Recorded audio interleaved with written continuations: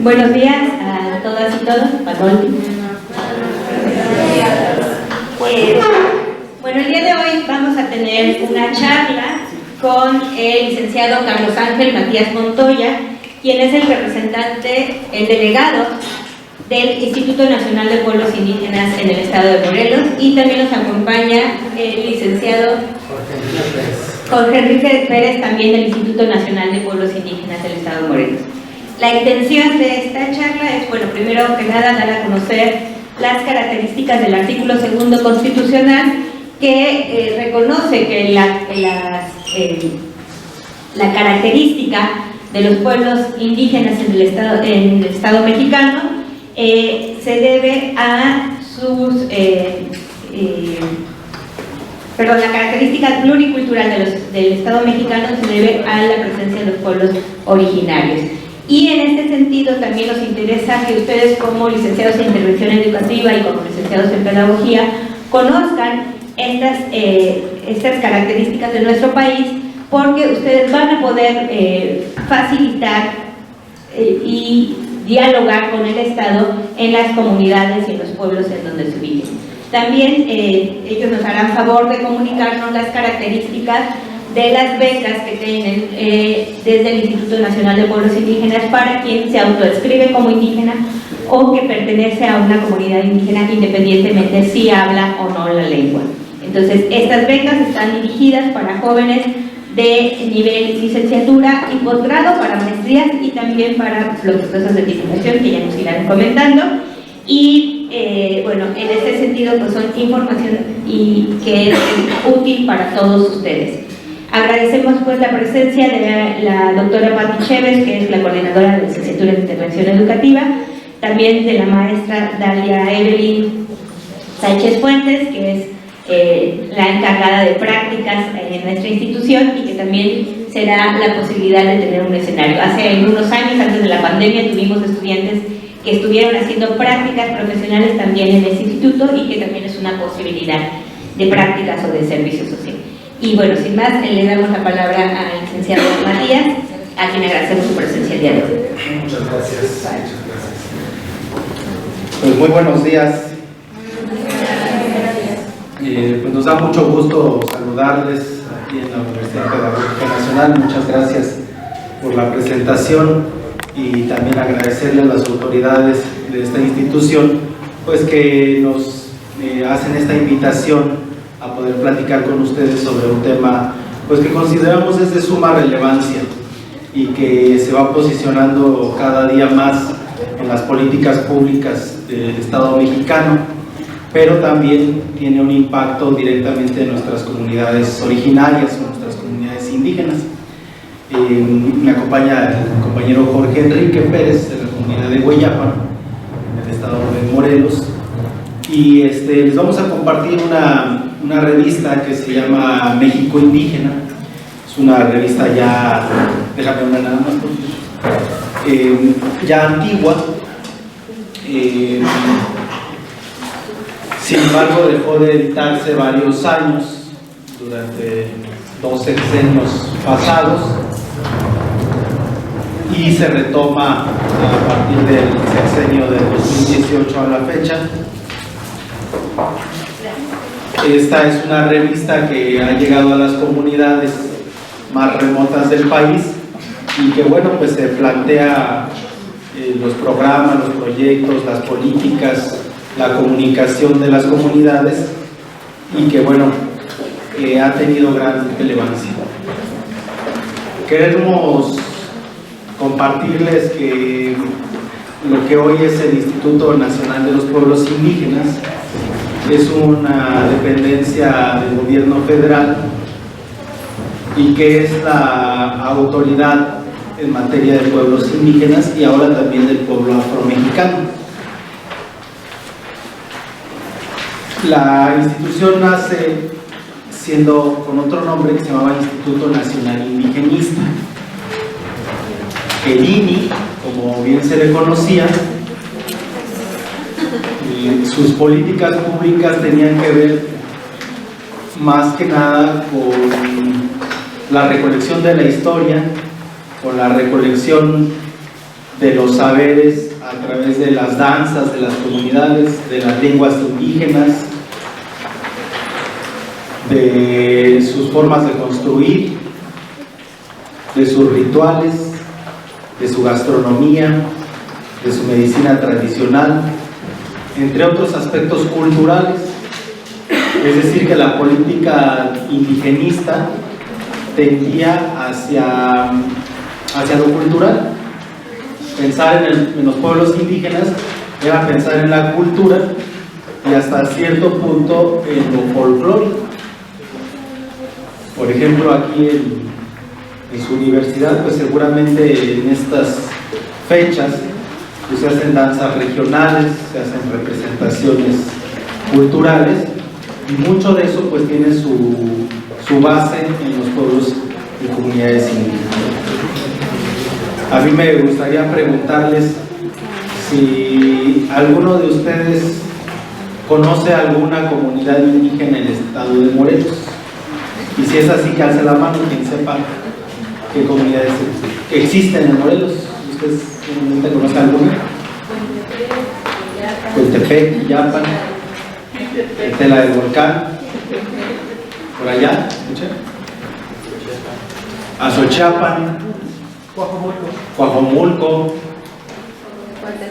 Ocotepec,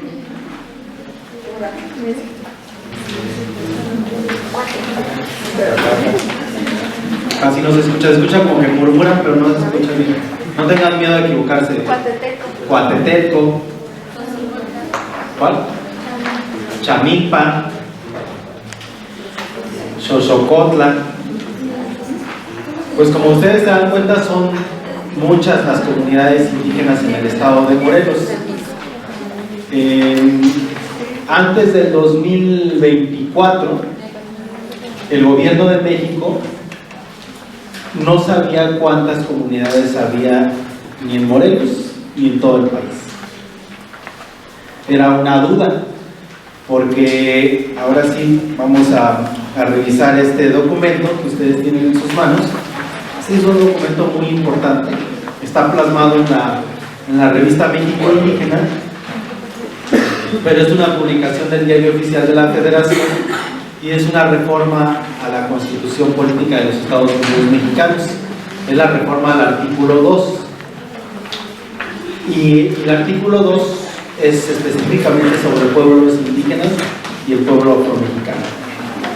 Entonces, esta Constitución, esta reforma, se divide en 3 apartados: apartado A, apartado B y apartado C. Y en la parte inicial, en la página 5, dice artículo 2.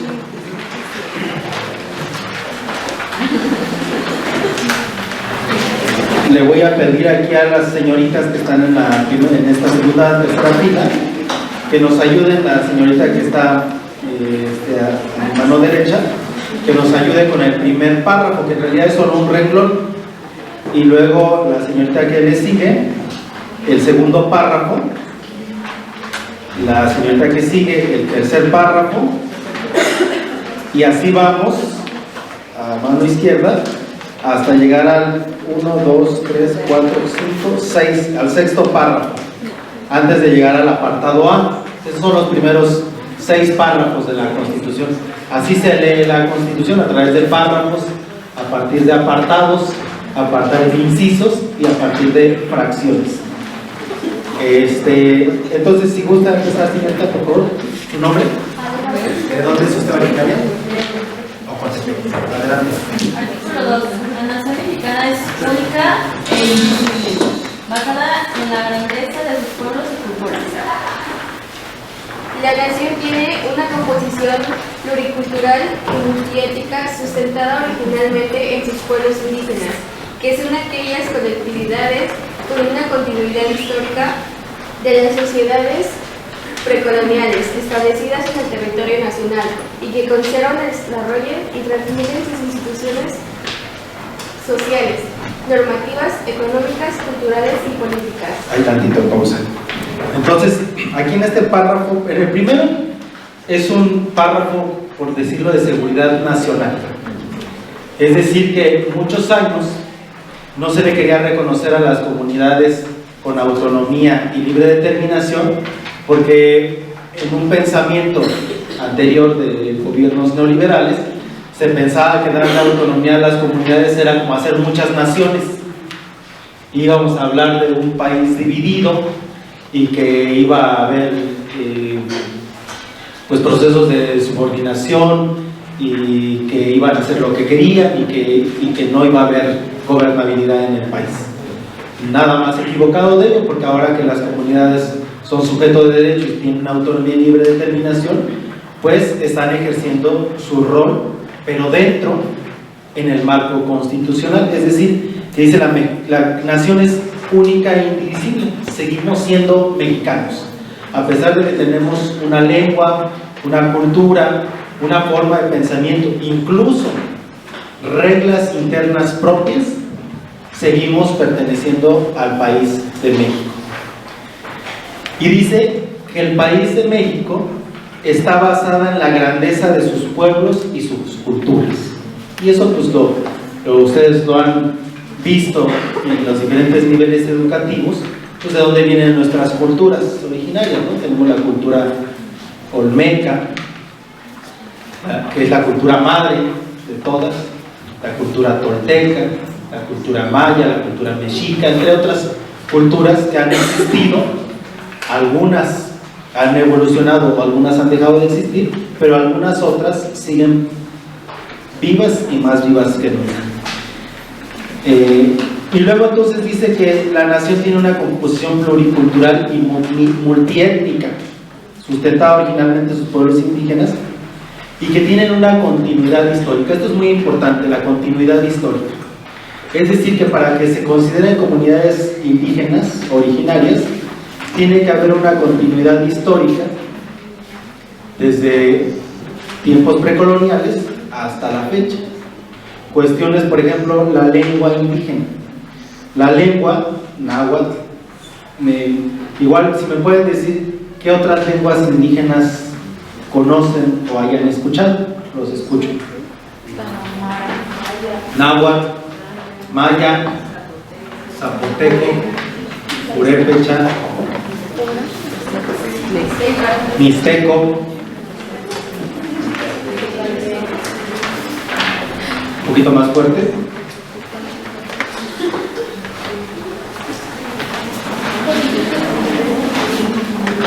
Tzotzil, Tzetzal, Tojolabal, Chol, Maya, Mame, Yaqui, Mexicanero, Náhuatl.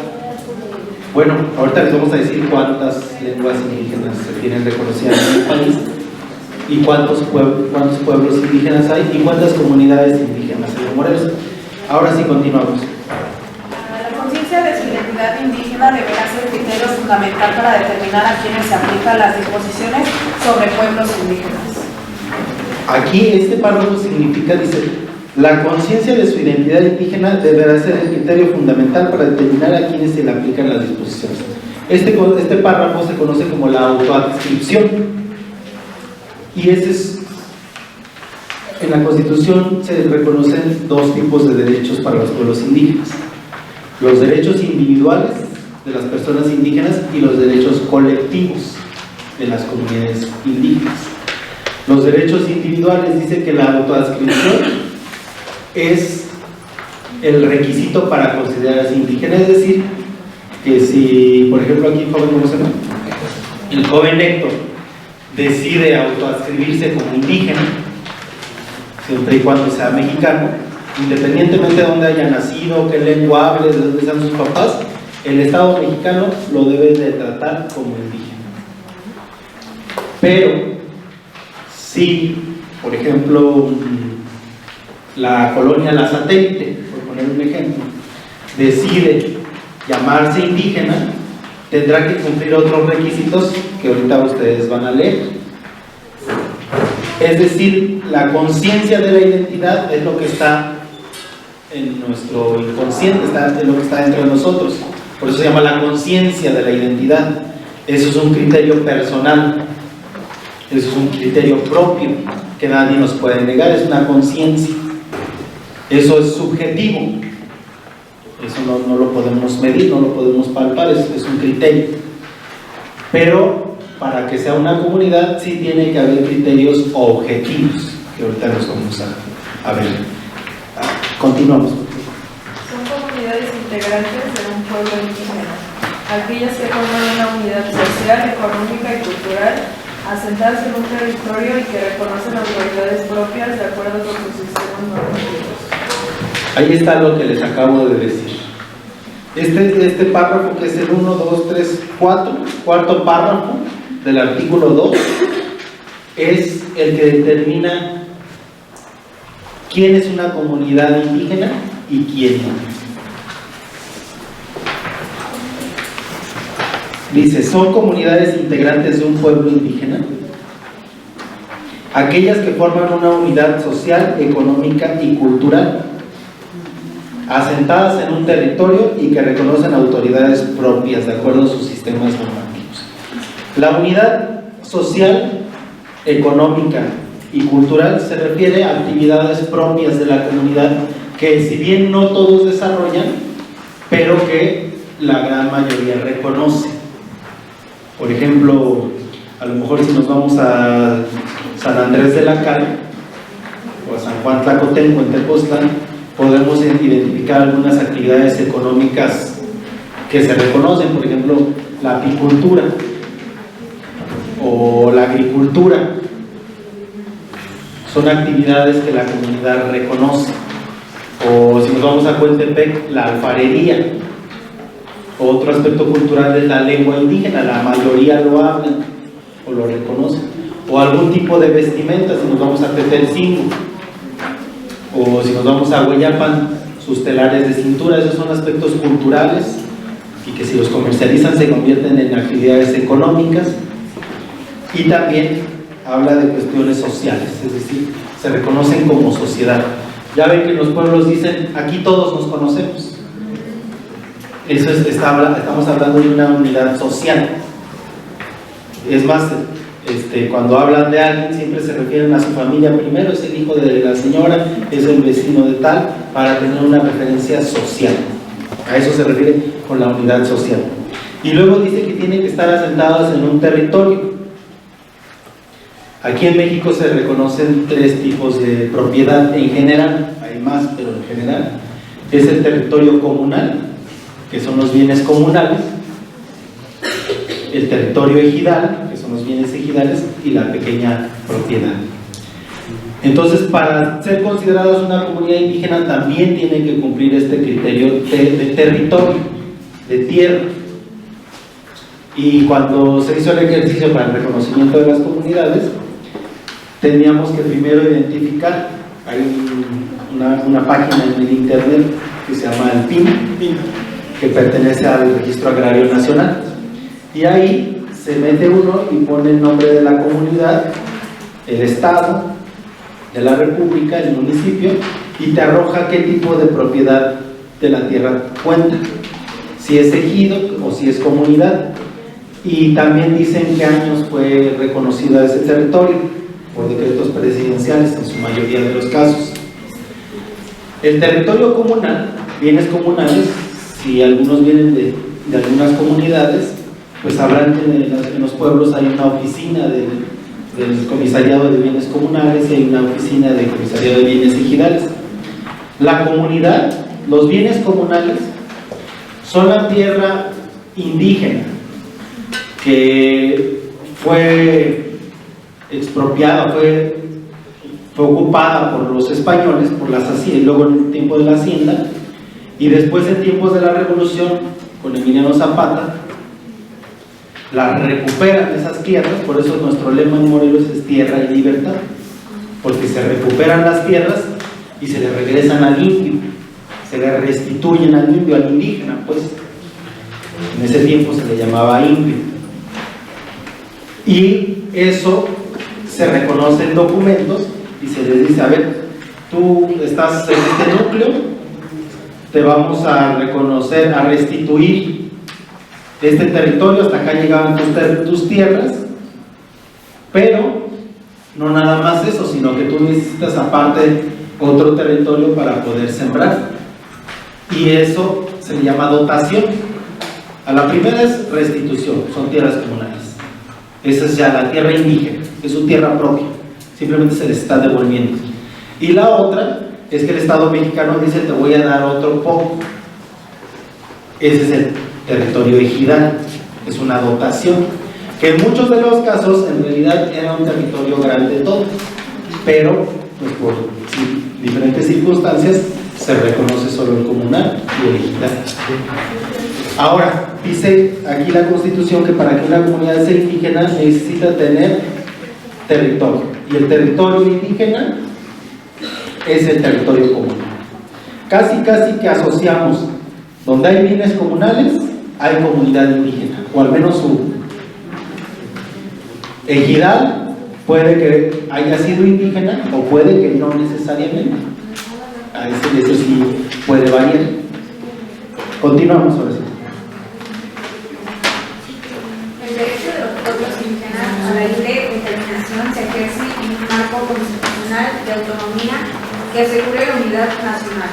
Para el reconocimiento de los pueblos y comunidades indígenas se debe tomar en cuenta, además de los principios generales establecidos en los párrafos anteriores, este artículo, criterios etnolingüísticos de asentamiento físico y de autoadministración.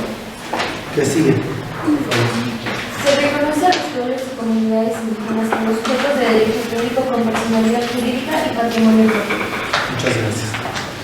Ok, entonces, en el párrafo que estábamos revisando en el cuarto,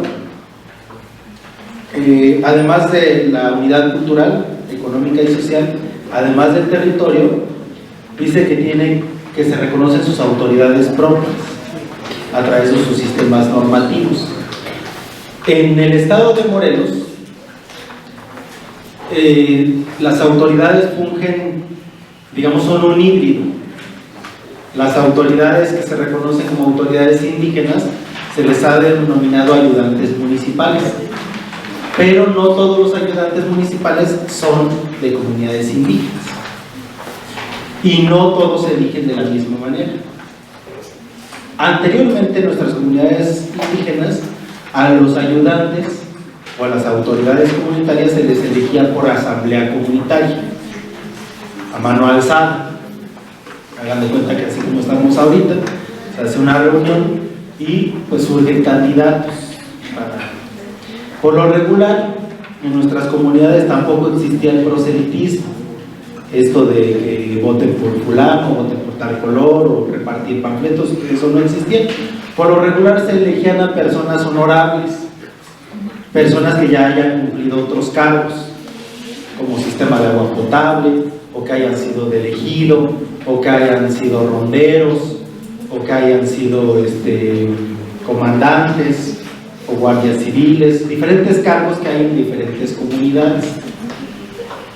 También existían, pues esto como algunos les llaman ronderos o guardias, eran una especie de policía comunitaria que guardaban la seguridad en la comunidad, y en muchas también existía también su pequeña cárcel donde pues eran cuestiones menores pero que tenían un sistema de ejercer autoridad, y la mayoría se elegían por asambleas y les decía, eran personas honoríficas o honorables, y estas personas eran reconocidos como la autoridad comunitaria y tenían una comitiva, o muchos todavía lo tienen, todavía muchas comunidades lo tienen, y varía en cada estado de la república y en cada región. Por ejemplo, en Oaxaca, allá les llaman a sus autoridades, son los topiles, y tienen una serie de formas de elección y una forma de ejercicio de la autoridad y sus atribuciones también. ¿Cuáles son las atribuciones de las autoridades comunitarias? Eso existe en muchas comunidades del estado de Morelos, y estas tres particularidades son las que han determinado para reconocer a las comunidades indígenas. Una, que tengan una unidad económica, social y cultural. Dos, que tengan un territorio. Y tres, que tengan autoridades propias de acuerdo a sus sistemas normativos. Esos son los tres criterios. Si las comunidades que son candidatas a integrarse como comunidades indígenas cumplen estas tres, se van a ir a un listado para reconocerlas. Si cumplen dos, se ponen en un semáforo. Semáforo verde, cumple todo. Semáforo amarillo, estamos en duda, hay ciertas cuestiones que hay que averiguar más. Semáforo rojo, no cumple. Entonces el gobierno de México, en el sexenio pasado, en el 2022, lanza una convocatoria para inscribirse en el Catálogo Nacional de Pueblos y Comunidades Indígenas y Afromexicanas, y se hace por radio, por oficios, se mandan convocatorias a todas las comunidades del estado de Morelos en este caso, pero en realidad, bueno, en todo el país. Y se les dice a las comunidades que si consideran que cumplan estos tres criterios, acudan a las oficinas del Instituto Nacional de los Pueblos Indígenas y a los módulos que se pusieron en Cuautla y Jojutla, a que se inscriban y a que llenen una cédula de información donde se les preguntan sus lugares sagrados, su gastronomía, su lengua indígena, su medicina tradicional, su territorio, sus mojoneras, su sistema de gobierno, sus facultades, sus fiestas, todo una serie de preguntas que responden a estos tres conceptos. Y con esta información que arrojan se puede determinar si cumplen o no estos tres criterios constitucionales.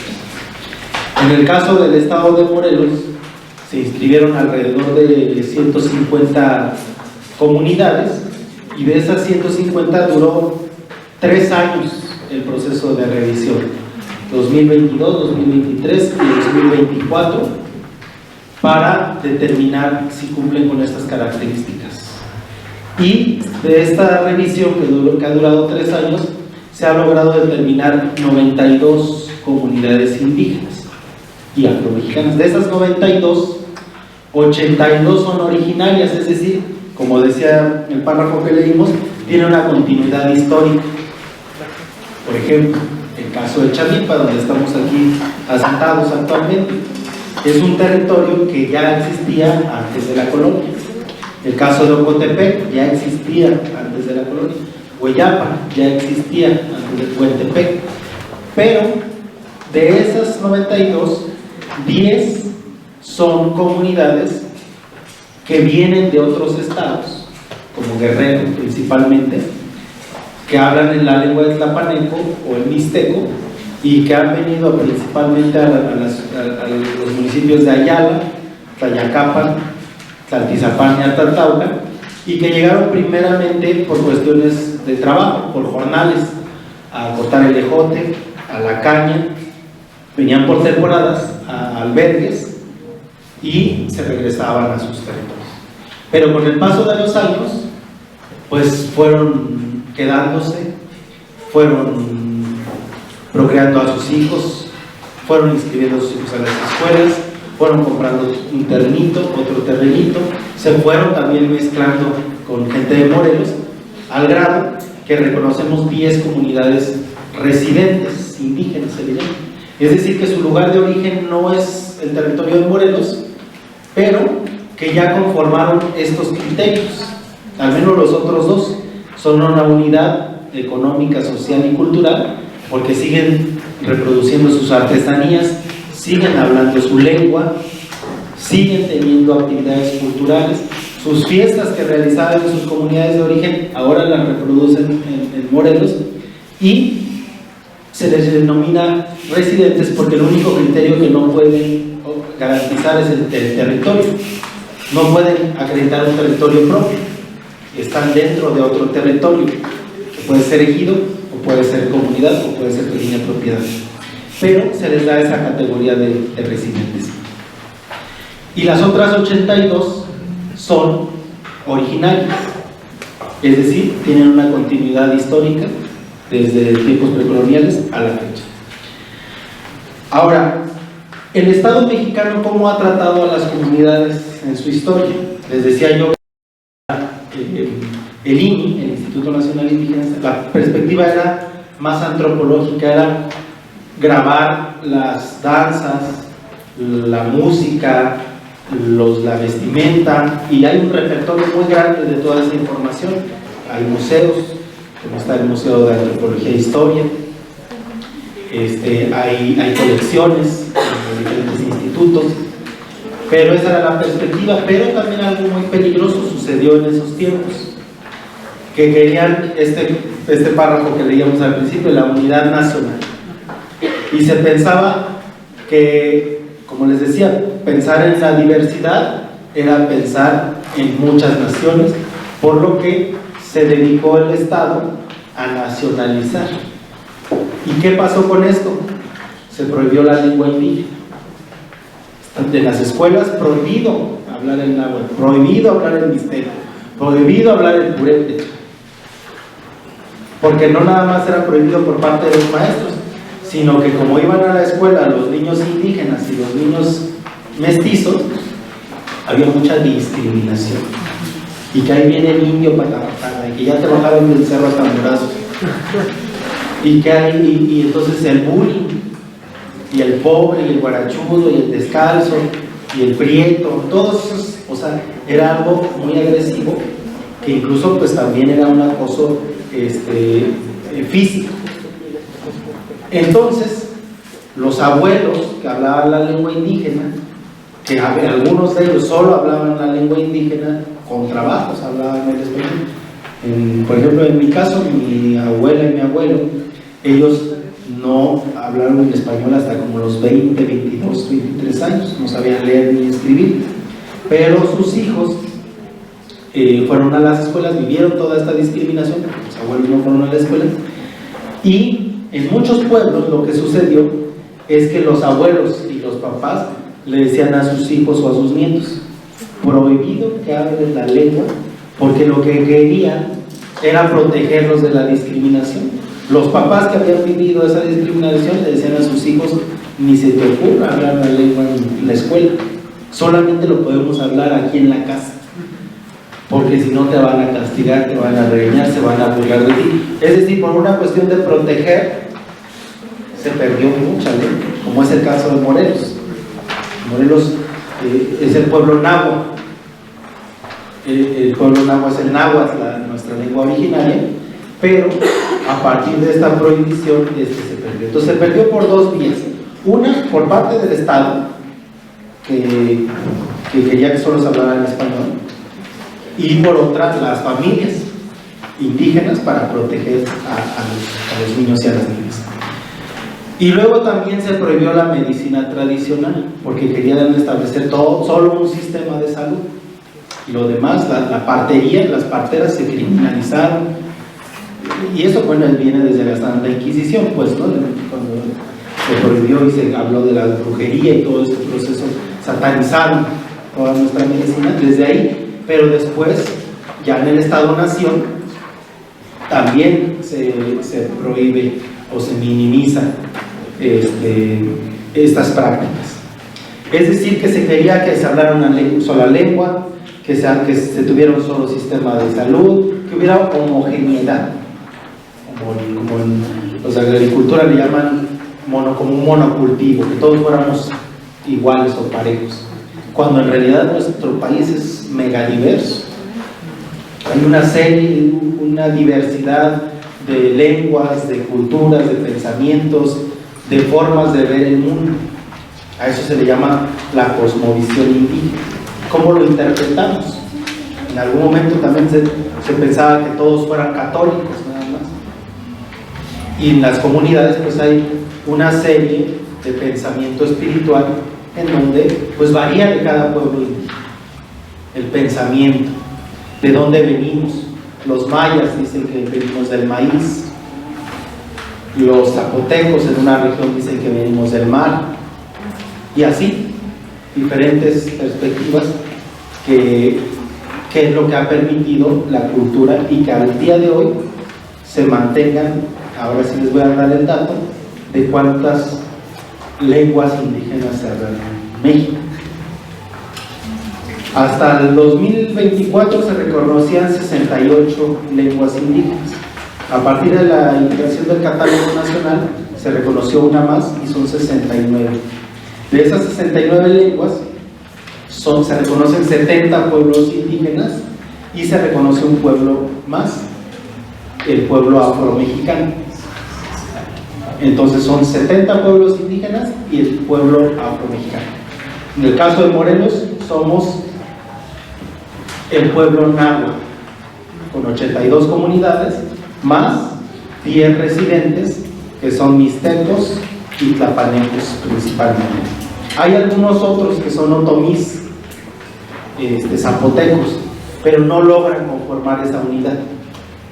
Están sueltos, pues, por así decirlo. Y bueno, para esto les vamos a dejar nosotros esta revista que se llama El México Indígena, que tiene la reforma al artículo 2 constitucional, en donde vienen estos 3 apartados que yo les acabo de comentar, el A, el B y el C. Y en esto también se habla sobre lenguas indígenas, medicina tradicional, sistemas de gobierno, y algo que a ustedes pues, les puede ser de interés es sobre la educación, y específicamente sobre la educación intercultural y sobre la educación indígena.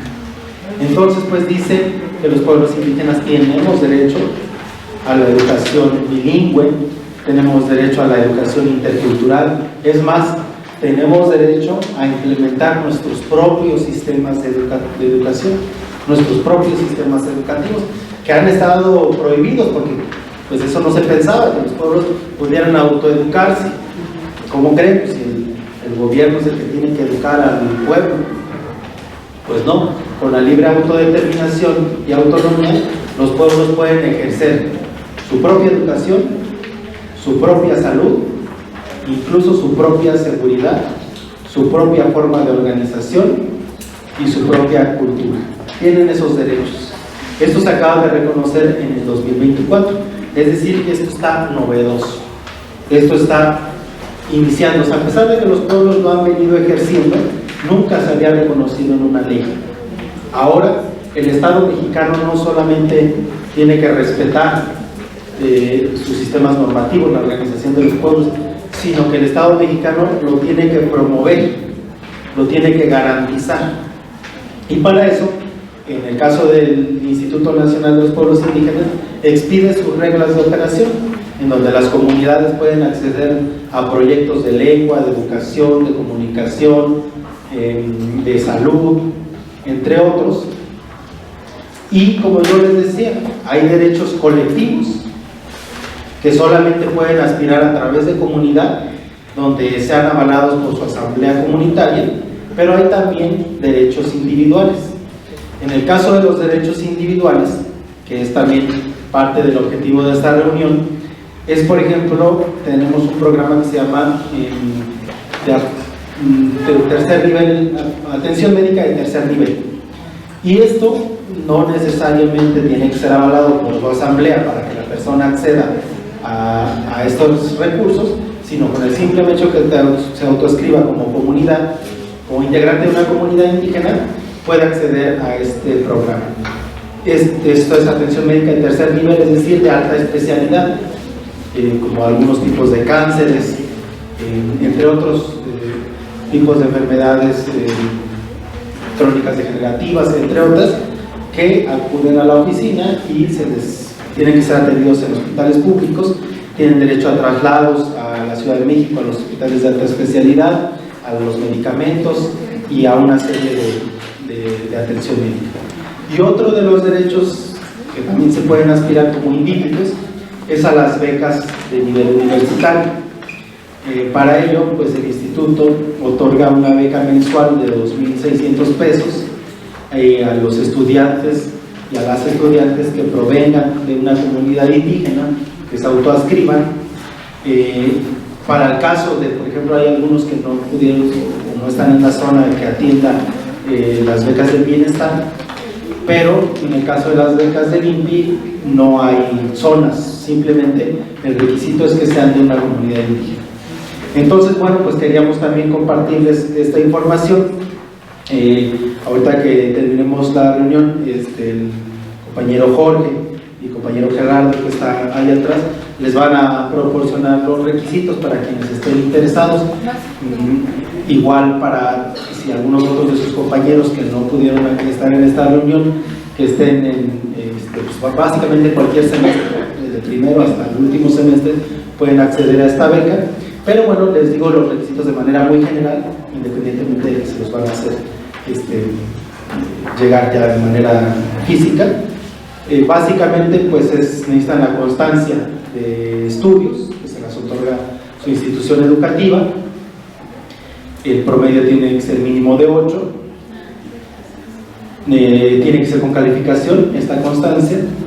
2, una constancia de identidad indígena.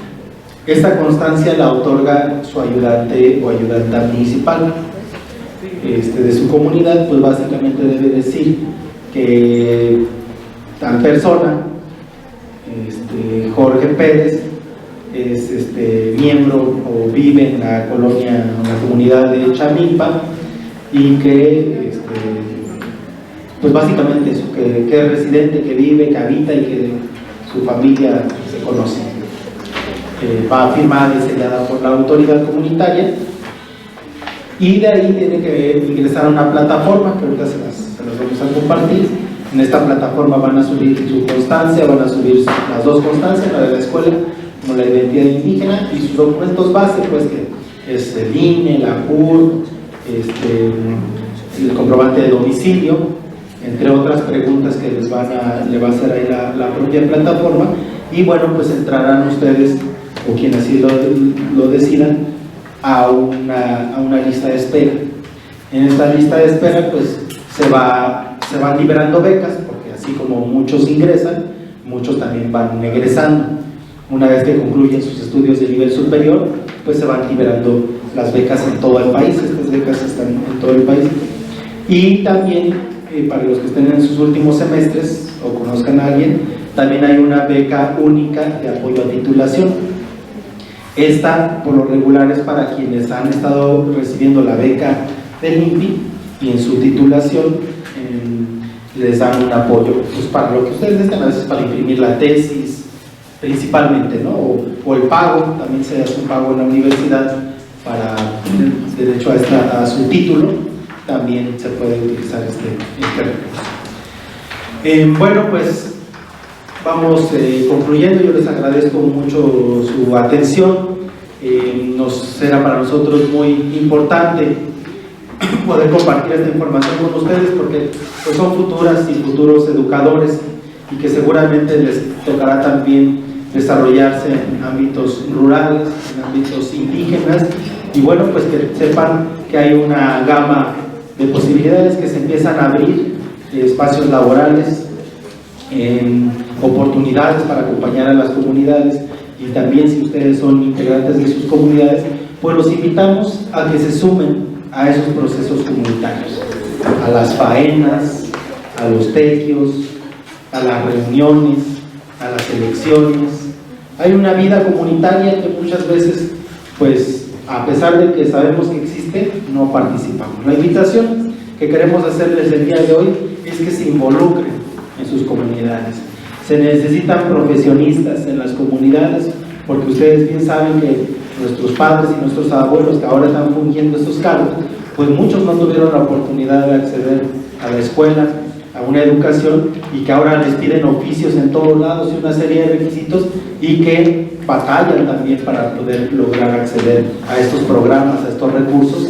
Les vamos a compartir también nuestras reglas de operación para que conozcan los proyectos a los que pueden acceder las comunidades, y ustedes puedan ser acompañantes y gestores en estos procesos. Voy aquí a compartirle el micrófono a mi compañero Jorge. Yo por mi parte les quiero agradecer, y pues que también compartan esta información con sus otros compañeros. Y bueno, pues como último tema también jóvenes, que estamos reorganizando la apertura del servicio social y las prácticas profesionales para que ustedes también puedan inscribirse en el instituto y pues acompañar estos procesos comunitarios. Muchas gracias a todas y a todos.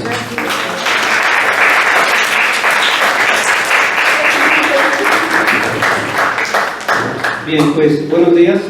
Nada más quiero compartir mi número de teléfono para que me manden un WhatsApp y yo les comparto ahí los requisitos y la liga para que se registren. Igual ahorita lo voy a compartir con la profesora Ruth, pero bueno, los que quieran anotar para que me manden ahí un texto, yo se los comparto con mucho gusto. Es 735 213 71 40.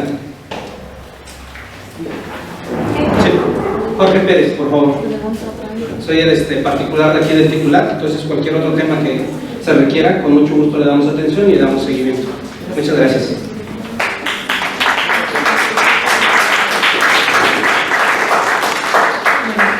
Pues está con nosotros el encargado de despacho, el maestro Salvador Coronel, quien es el encargado de despacho de la Universidad Pedagógica Nacional. Le daremos la palabra. También está con nosotros la maestra Rosa Idalia Trujillo, quien es la encargada del enlace de becas ante bienestar y que también con ella se pueden dirigir para cualquier situación. Y también nos acompaña el doctor Rafael García, quien es nuestro encargado de comunicación. Le doy la palabra. Buenos días. Muchas gracias, licenciado Carlos, compañero Jorge, también por estar aquí con nosotros y sobre todo transmitir viva voz los temas que tienen que ver con nuestros pueblos originarios. Ahorita que hablabas del topí, de esa figura, me hiciste recordar, en algún momento nos tocó estar en la Sierra Mije, en Tlahui, Santa María Tlahuitoltepec. Y la verdad me sorprendió la manera de la organización política que tiene esa comunidad, cuando para ser topil, bueno, hay que ser originario, pero es una función y es un rol que deben de cumplir todos los habitantes de la comunidad. Así se hayan ido a estudiar al extranjero o a otra parte del país, cuando llegan a la comunidad tienen que cumplir ese rol, es decir, vigilar de manera autónoma pues, a la comunidad. Si aspiran a un puesto político al interior de la comunidad, es necesario el requisito haber sido topí. No importa si eres doctor, licenciado, haber cumplido con esa función. De verdad, me sorprendió mucho. Sí, estuve ahí algunos meses, nos tocó, todavía no estaba yo en el sistema educativo, trabajábamos para una compañía, fuimos a hacer un documental sobre las bandas en la Sierra Mije, toda esa región. Entonces, las bandas de música, porque tienen un proyecto educativo. De hecho, ahí está el Centro Municipal de Música, ahí en Tlahui, y el requisito para ingresar a esta escuela es hablar una lengua materna. De verdad, sí me sorprendió, y muy cierto lo que usted está diciendo, delegado, aquí esta mañana. Nuestros pueblos originarios tienen sus propias formas. Enhorabuena, espero que no sea la última vez que nos visiten y sobre todo que nuestros estudiantes estén al día y ojalá de aquí salgan propuestas o personas que les interese hacer sus prácticas profesionales en estos espacios. Eso los va a enriquecer definitivamente mucho más. De verdad, hay otras actividades ahorita. Se va a festejar la bienvenida y en el marco de las fiestas patrias pues vamos a convivir un rato, están invitados, ¿no? Y muy agradecido de verdad por su presencia. También gracias a la esfuerzo de vincularnos con este tipo de instituciones. ¿Alguno de ustedes tiene alguna pregunta? Si alguien quisiera saber si su comunidad está parte del catálogo, también nos pueden hacer, le podemos pedir que nos hagan llegar las comunidades para que si alguno está interesado o si alguno de ustedes reside aquí en Chamilpa y que vengan de otra comunidad, que vengan de Guerrero, también tenemos estudiantes que vienen de Guerrero pero que residen aquí en Chamilpa, también podrían participar.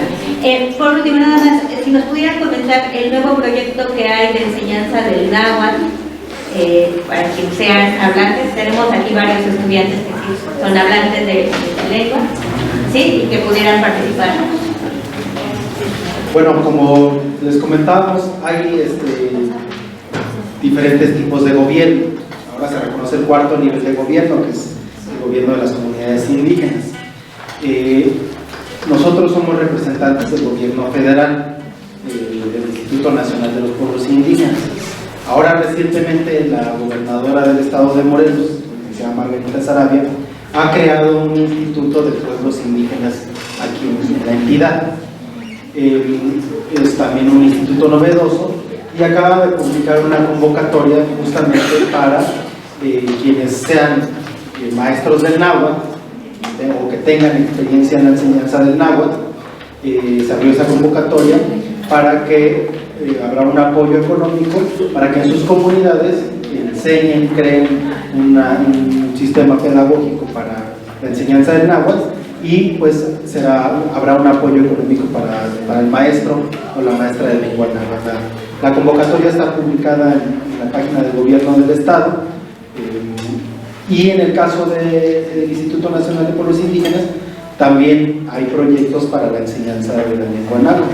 En el caso del gobierno del estado son 50,000 pesos para el maestro o maestra de náhuatl, y para el caso del Instituto Nacional de los Pueblos Indígenas es un monto de hasta 300,000 pesos, lo que incluye un porcentaje para el maestro o maestra de náhuatl y materiales que se requieran. A veces se necesita un proyector, una computadora, mesas, sillas, cuadernos, o sea, lo que se necesite para que se puedan llevar a cabo las clases del náhuatl. Entonces igual, aquí a través del que manden un WhatsApp a Jorge, les podemos mandar las ligas correspondientes.